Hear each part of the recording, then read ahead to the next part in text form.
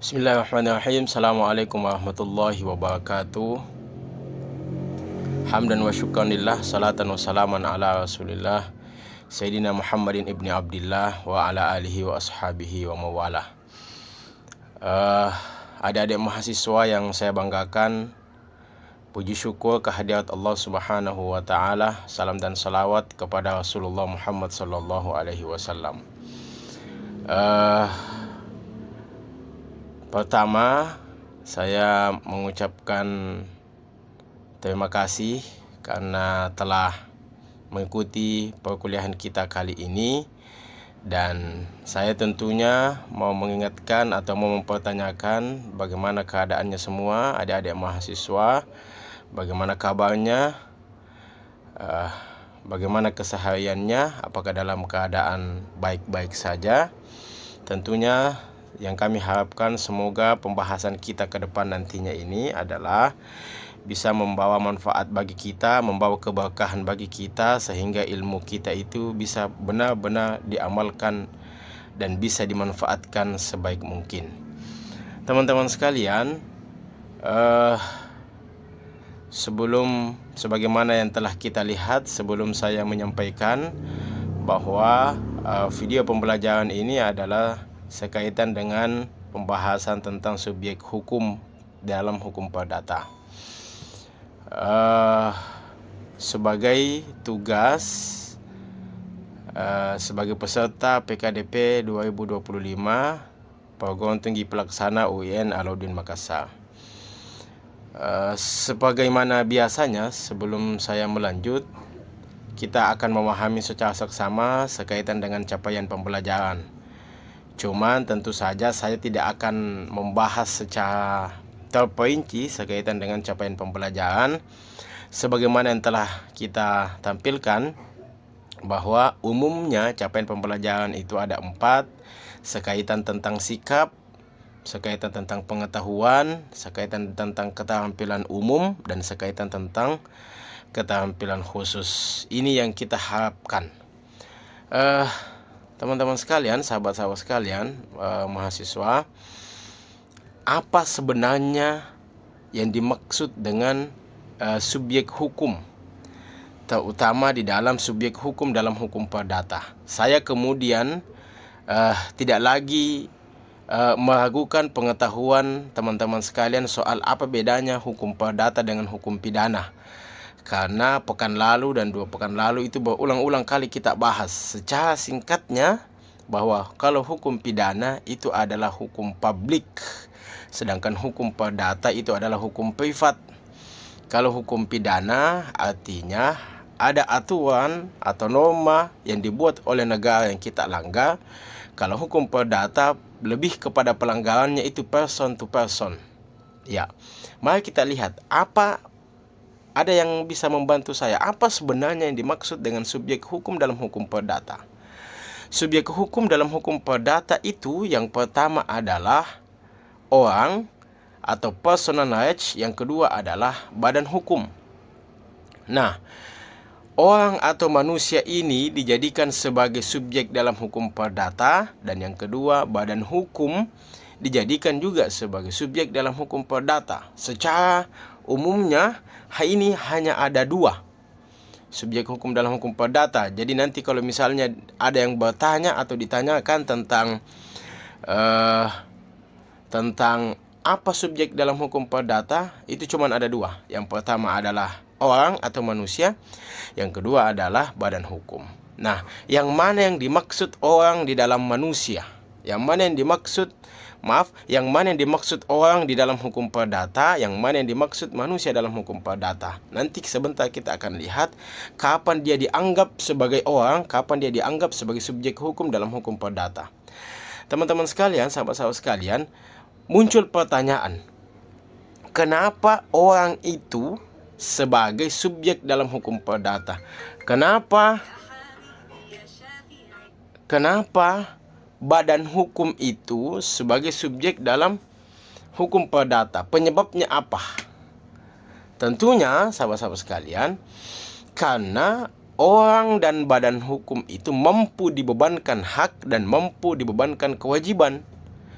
Nah, tentunya kenapa orang dan badan hukum menjadi subjek dalam hukum perdata? Karena orang itu bisa diberikan hak dan bisa diberikan kewajiban, mampu mengemban hak dan mampu mengemban kewajiban. Sebagaimana juga dengan badan hukum, mampu dibebankan hak dan mampu dibebankan kewajiban.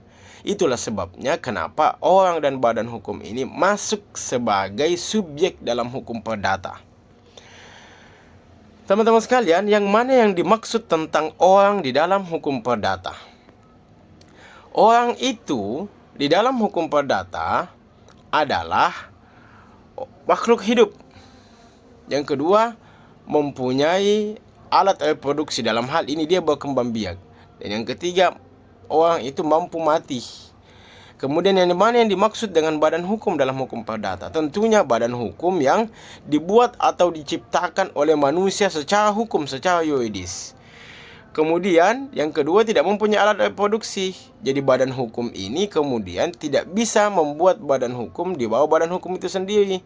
Berbeda nanti kalau perusahaan yang mempunyai anak perusahaan. Kemudian yang terakhir adalah badan hukum itu dapat bangkrut. Dia bukan mati tapi bangkrut. Dia pilot istilahnya. Nah,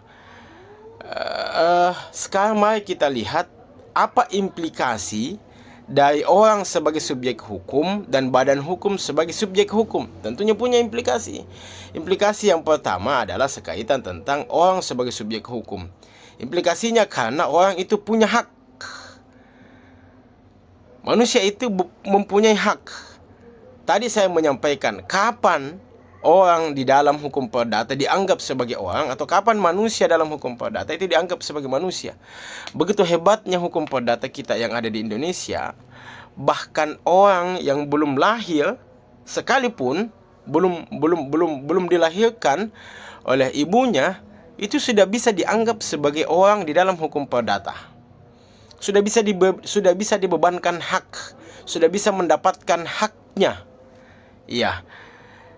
Di dalam hukum perdata, Kitab Undang-Undang Hukum Perdata pasal 2 ayat 1, di situ menjelaskan bahwa semua orang itu mempunyai hak, bahkan anak yang ada di dalam janin atau di dalam kandungan ibunya. Nanti turunannya, penjelasannya itu nanti dijelaskan di dalam pasal 348 Kitab Undang-Undang Hukum Perdata. Nah, anak yang ada di dalam kandungan itu satu berhak untuk mendapatkan perwalian. Ya. Jadi berhak untuk diangkat, dia berhak untuk mendapatkan wali. Saya kasih contoh, anak yang ada di dalam kandungan ibunya, kalau dibutuhkan dia untuk mendapatkan wali, untuk dititipkan harta atau apapun itu dan segala macam, maka orang tuanya atau pamannya atau kakeknya itu berhak untuk mengangkat dirinya sebagai wali melalui pengadilan agama. Itu biasa dilakukan. Yang kedua, anak yang ada dalam kandungan ibunya itu berhak untuk mendapatkan harta peninggalan atau warisan. Ya. Jadi kalau ada sengketa kewarisan, maka menurut hukum perdata, ini hukum perdata ya. Ini hukum perdata, bukan hukum Islam. Menurut dulu hukum perdata, karena nanti di pengadilan agama itu ada namanya kompilasi hukum Islam. Tapi nanti kita akan lihat di pembahasan selanjutnya, karena saya akan mencoba untuk mengkomparasikan begini hukum perdata yang diberlakukan di Indonesia, sebagaimana pembahasan kita sebelumnya, bahwa hukum perdata di Indonesia itu kan banyak sekali menganut norma atau kebiasaan orang Belanda. Ya. Yang ketiga, anak yang dalam kandungan ibunya itu berhak untuk mendapatkan wasiat. Jadi bisa diberikan wasiat. Siapa memberikan wasiat adalah sekaitan dengan pewarisnya atau keluarganya atau orang tuanya atau kakeknya, neneknya dan seterusnya. Bisa diberikan wasiat. Tentunya wasiat kita sudah sama memahami. Yang kemudian adalah menerima hibah. Jadi berhak untuk mendapatkan hadiah, berhak untuk mendapatkan hibah. Dasar hukumnya jelas, ada pasal-pasalnya di dalam Kitab Undang-Undang Hukum Perdata. Ini adalah kaitannya dengan kewenangan hak. Bagaimana dengan kewenangan untuk berbuat? Karena dia punya kewenangan untuk berbuat, manusia itu. Tentunya orang itu berhak untuk mempunyai kewenangan untuk melakukan perbuatan hukum baik di dalam maupun di luar pengadilan. Yang mana yang dimaksud di dalam maupun di luar pengadilan? Di luar pengadilan itu orang berhak untuk jadi ASN atau PNS, kemudian berhak untuk mencalonkan diri jadi peserta pemilu, kemudian berhak untuk menjadi anggota polisi, anggota tentara, dan seterusnya. Yang mana dimaksud melakukan perbuatan hukum di dalam pengadilan, dia berhak untuk membela dirinya. Dia bisa jadi saksi, dia bisa meringankan orang lain, dan itu tidak boleh dibatasi. Nanti kalau orang itu dianggap belum cakap, atau kalau orang itu dianggap di bawah pengampuan, nanti sebentar juga kita akan bahas. Yang terakhir adalah, jadi ini ada kewenangannya untuk berbuat. Terakhir adalah dia berhak untuk mengelola kekayaannya sendiri, sebagaimana nanti pembahasan kita di badan hukum. Selanjutnya adalah bahwa tentunya karena dia mempunyai kewenangan hak ini yang kemudian mesti dibatasi. Batasan yang pertama adalah berkaitan dengan kewarganegaraan. Tentunya karena tadi kita punya kewenangan, misalnya kewenangan untuk mencalonkan diri kita sebagai legislatif atau legislator, maka dilihat kewarganegaraannya, dilihat tempat tinggalnya. Tidak bisa kita ucuk-ucuk menjadi calon legislator misalnya yang dapil yang kita mencalonkan di Makassar, tapi tentunya kita belum memiliki domisili atau KTP Makassar atau Kabupaten Goa. Jadi ini dibatasi, apalagi di luar negeri. Kemudian tempat tinggal, kewenangan hak. Tidak bisa kemudian kita memasuki area atau tempat tinggal seseorang yang kita tidak mempunyai atau mendapatkan izin. Yang ketiga, kedudukan atau jabatan. Jadi orang mampu bertambah kewenangannya atau haknya itu disebabkan karena kedudukannya atau disebabkan karena jabatannya. Yang keempat, tingkah laku atau perbuatannya. Banyak orang disebabkan karena tingkah lakunya, disebabkan karena perbuatannya. Yang awalnya mempunyai kewenangan hak yang begitu luas, tidak bisa lagi. Kenapa? Karena disebabkan oleh tingkah laku atau perbuatannya. Nah, tadi saya menyampaikan kapan kewenangan, apa batasan dari kewenangan berbuat itu. Secara umumnya, saya langsung saja bahwa secara umumnya kita itu bebas untuk melakukan apapun. Dalam hal ini manusia atau orang.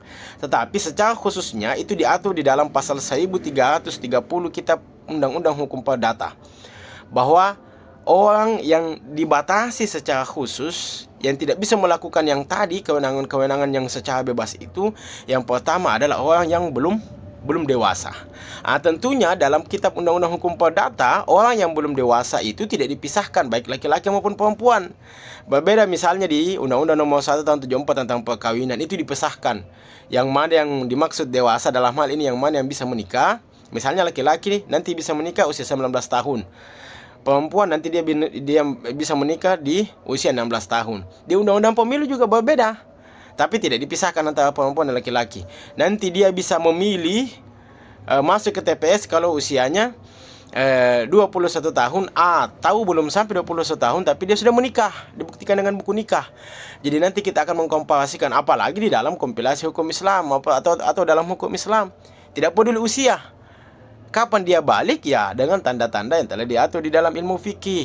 Kalau perempuan sudah dapat atau sudah menstruasi, kalau laki-laki kalau sudah mimpi basah istilahnya, itu belum dewasa.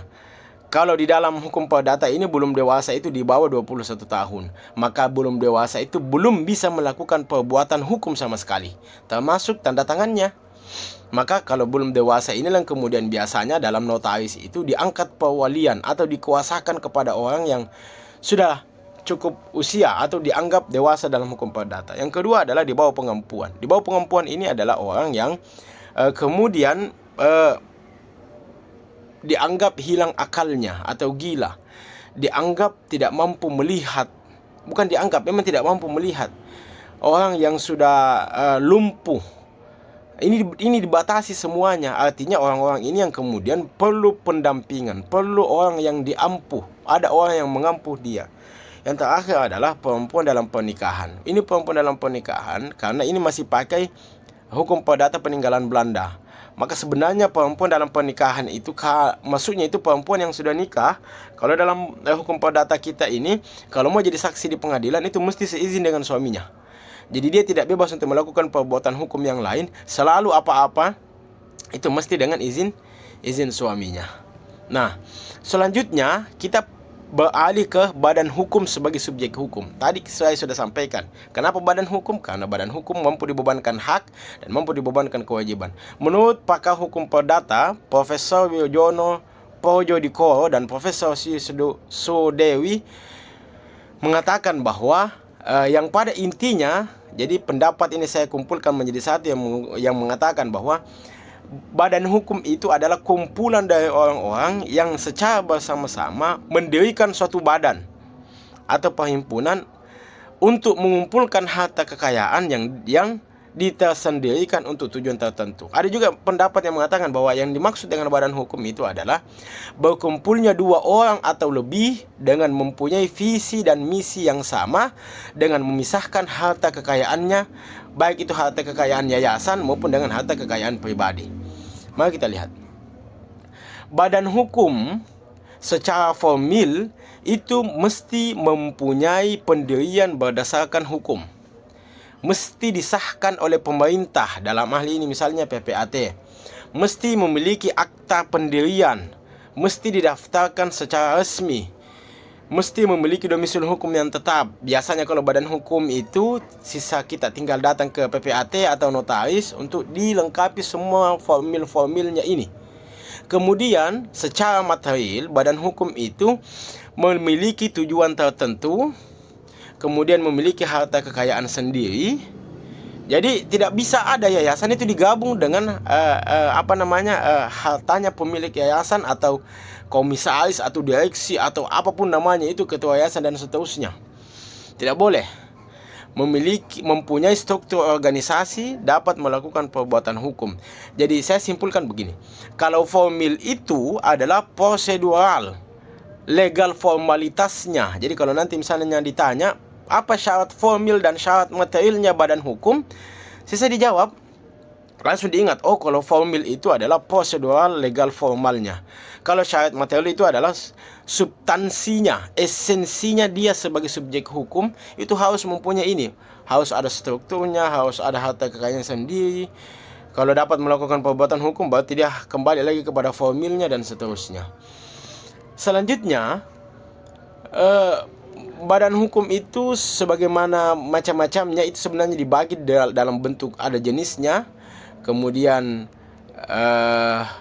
kalau jenisnya ini kan sebenarnya memang cuman ada dua. Itu didirikan oleh pemerintah dan diakui pastinya, dan didirikan untuk maksud tertentu. Maksudnya adalah badan hukum yang didirikan oleh pemerintah itu kan misalnya harus ada.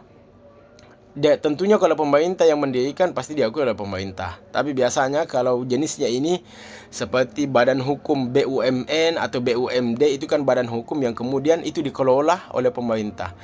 Sama dengan jenisnya ini. Jadi sebenarnya ada dua jenisnya, milik pemerintah dan milik perseorangan atau individu. Itu maksudnya.